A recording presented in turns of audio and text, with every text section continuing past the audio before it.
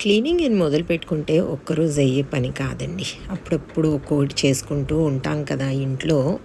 ఈ మిర్రర్స్ ఇంతకుముందు చెప్పాను కదా! మిర్రర్స్ అని. దాని వెనకాలున్న కిటికీ ఎంత డస్ట్ పట్టిందో అసల. ఇంకా మిర్రర్స్ తీసేసిన తర్వాత తుడవడానికనేసి దులుపుతుంటే అసలు దులపడం ఎంత పెద్ద పనండి బాబు. ఇలా దులుపుతామా అలా డస్ట్ పట్టేస్తది. అందులో సమ్మర్‌లో ఎంత డస్ట్ వస్తా ఉంటది కదా! కానీ ఈ క్లీనింగ్ అంటే వస్తది నాకు కోపం, నిజంగా చెప్తున్నాను. చాలా చిరాకొస్తదనమాట. నేను ఎక్కడి వస్తువులు అక్కడ సర్దేసి నీట్‌గా పెట్టుకుంటాను కానీ, ఈ డస్ట్ తుడవడము ఇదంతా అంటే ప్రతి చిన్నదాన్ని తుడుచుకుంటూ ప్రతిసారి చేయాలంటే మాత్రం చాలా ఇదనిపిస్తది.